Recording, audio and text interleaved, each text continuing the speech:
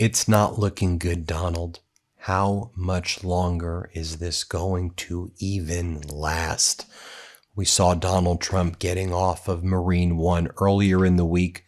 He cannot walk in a straight line, and we've seen this. It just keeps on getting worse.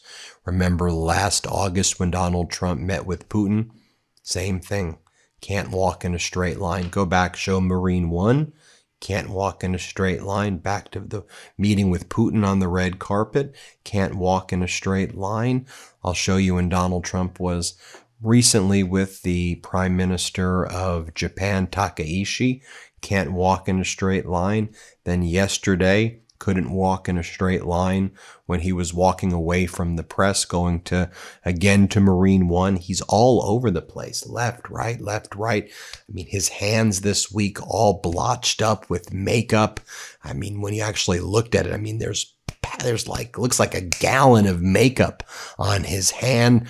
He had that weird appearance with the little kids where he was talking to the kids. I stopped 8 wars. Barack Hussein Obama, you know, and saying the most inappropriate thing to these children. And then he went out and he made the little kids watch him putt golf balls, and he missed everyone. And his hands, I don't know if you saw, his hands looked like shaky. You know the Larry David episode where the surgeon's hands were shaky? Anyway, Donald Trump couldn't hit a basic putt. All the guy does is golf. He couldn't hit a basic putt. So the guy can't walk straight. He couldn't hit a basic putt. He can't say words. He's not speaking in sentences. He had his motorcade go through the reflecting pool, literally drive into the reflecting pool. He drained the reflecting pool and then had his motorcade drive through it, and then started calling the female reporters bitch. Did you see that? Where he mouthed bitch to the reporter because she said, "Why are you doing this reflecting pool stuff in ballrooms when gas prices are surging? Like, what kind of message?" And then he like goes, "Bitch, what?" I mean, again, this is part of that disinhibition. You know how Donald Trump would yell at the female reporters and go, you piggy, you're disgusting piggy. And now he's saying, you know, bitch. I mean, what are we even watching right now? I mean, he was trying to say the word cartel, and he said cartels. Here, play this clip. And nobody else, the cartels, they just rule it. And, we lose. You know, again, the disinhibition, like he just can't say words. And when he says the words, he gets so angry that he calls the word stupid. So he's talking about the border, and he's like, I call the border a stupid border. You're a stupid border, stupid head. What? Here, play this clip. Open borders, I call them stupid borders, not open. I call them stupid borders by stupid people that put them there. And the migrant criminals that let them pour into our country. Here's the moment where he said bitch to Rachel Scott, who's a good reporter. I mean, and again, this is like, you know, this is what he does to female reporters. Piggy, bitch. I mean, what are we watching? Here, play this clip. Thank you, press. Thank you, press. This way. Thank you, press. Thank you, press. Thank you, press. And then in one of the signs of kind of the ultimate projection and confession, Donald Trump said, you know, we made a deal with Iran, but they keep on forgetting about the deal. He goes, the big problem here is we do the deal, then they forget. No, you forget because, in my opinion, you have the same signs that your dad had when he had Alzheimer's. Again, I'm giving you my first opinion speech. That's a disclaimer as protected by the First Amendment of the United States Constitution. This is opinion, okay? So my opinion is he's got what his dad has. But this is what he says about Iran. Let's play it. Has Iran officially responded to the one-page offer? Well, it's more than a one-page offer. It's an offer that's basically said they will not have nuclear weapons. They're going to hand us the nuclear dust and many other things that we want. Have they heard that so far, Mr. Yeah, President? they agree. But when they agree, it doesn't mean much because the next day they forgot they agreed. Just so you can see the broader attack on Rachel Scott. Here, play this clip. You are here against the backdrop of war in Iran. Why focus on all these projects right now? You know why? Because I want to keep our country beautiful and safe. And such a stupid question that you asked. We're fixing up the reflecting pond to the Lincoln Memorial, the Washington Monument, and you say, why are you fixing it up? Because you can understand dirt maybe better than I can, but I don't allow it. This is one of the worst reporters. She's with ABC Fake News, and she's a horror show. And then California Governor Newsom appropriately posted the following. Little D, that's what he calls Donald Trump, little D's brains declining rapidly in real time. Today he was confused by the difference between the word C and C, like a Sea World. Very sad. His handlers are terrified and desperately trying to hide it from the public. The American people deserve the truth. That is why I hereby challenge Grandpa to a live cognitive test on national television. Fox News can host Sean Slumpy ratings. Hannity would be perfect. I'll even let him get little D 3 lifelines. Prime time, no teleprompter, no notes.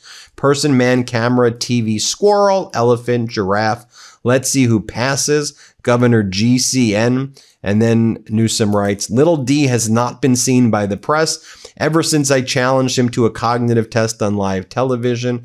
Not good. Here's where Donald Trump was talking about the word sea. And he's like, some people confuse like the sea where boats and ships are with sea like eyes. Here, play this clip. Like it, but the numbers are, the numbers speak for themselves. If you really get down, you see drug traffic coming into our country is way down. And by ocean, by the water, you know, a lot of people say, what do you mean by sea? Is it sea like vision? No, it's the SEA. But it's down 97%. And then Donald Trump, as he was talking to reporters on the White House lawn, he's asked a question that has nothing to do with South Korea. And Trump responds, I love South Korea.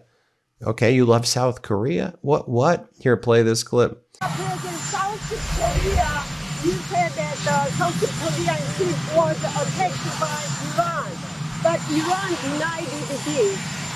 Do you share with I love South Korea.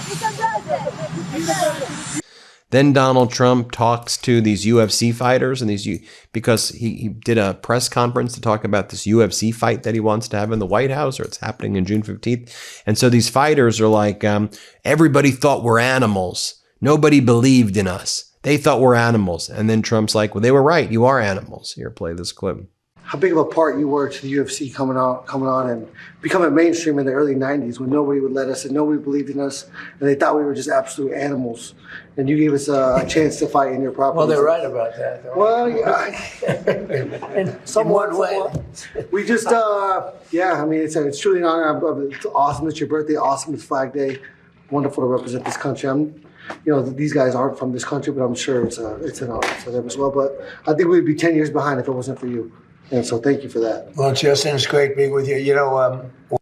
And here's Donald Trump like ranting and raving to the children about ending 8 wars. Let's play it. We just set every record in the book. The economy is going great. I ended 8 wars. Nobody else ever ended a war. And the person that won the Nobel Prize, Maria, she's a good person. She said, I don't deserve this. This deserves to President Trump. There's never been a man that deserves a Nobel. He ended 8 wars, including India, Pakistan, which would have been a nuclear war. 8 of them. And this is what he says about Barack Obama in front of the little children. Here, play this clip. Each other in the presidential fitness test, but others. And then we had the Obama administration. Wonderful, wonderful person. Barack Hussein Obama. Have you heard of him? We had the Obama administration, which phased out this wonderful tradition of physical fitness. Thank you, Barack, very much. Great job. And we're Then he says that our gas prices are way down when the gas prices are not way down. Again, what in the world is going on with this guy? Here, let's play this clip. Are you considering maybe going back to that now that gas prices are? It could, well, no, gas prices have come down today. Have you looked? They've come down very substantially today. The gas prices, you know what's happened today? Gas prices are way down and the stock market is way up today. So gas prices have come down, and I saw it today that they broke negatively, in other words, to our positive position, they broke our way very substantially. And then he starts talking to these workers, and he tells these workers, like, hey, do you want Iran to have a nuclear weapon? Why are you talking to workers about that? Here, play this clip. So they're doing the job, they're working hard. And does anybody think Iran should have a nuclear weapon so they can blow you up? No. It's a very important thing that we're doing, right? Yes, and oil is coming down, and the stock market today just hit an all-time high. You know, I was reading about doom and gloom. We had to do what we did. We took a little U-turn. We just hit the highest number in the history of our country. Here he is holding the UFC stadium or whatever is going to be in front of the White House, where there's only going to be 4,300 people there, and they're all going to be comped members of the military. It's just it's free. He's going to use the military as props. That's what he's doing here. Play this clip. A lot of people haven't seen this yet. I'll give you that. I think you'll probably be able to do okay with it. Wow. The media's gonna go crazy. Not bad, right? Championship belt. And then you can just see how uncomfortable the children are around him. I'll just show you this. Let's play it. He's getting to 7,000 on the S&P. We did that by the end of the first year, all before the end of the first year. Gary, so think of that. They said we couldn't do it in 4 years, and we did it at the end of the first year. And then, you ever have this? And then I called all my people and I said, we just set every record in the book. The economy's going great. And finally, there was this bizarre moment. Let's play it. How about you? What sport do you play? I play volleyball, and in the summer I'm trying to get into soccer. Wow. And with your height, do you smash the ball, the volleyball? Do you get up high? Can you jump high? Not very. Soccer might be better. I'm just looking. I think she'd be a great soccer player. There you have it, folks. Let me know what you think. Hit subscribe. Let's get to 7 million subscribers. Thanks for watching, everybody. Love this video? Support independent media and unlock exclusive content, ad-free videos, and custom emojis by becoming a paid member of our YouTube channel today. You can also gift memberships to others. Let's keep growing together.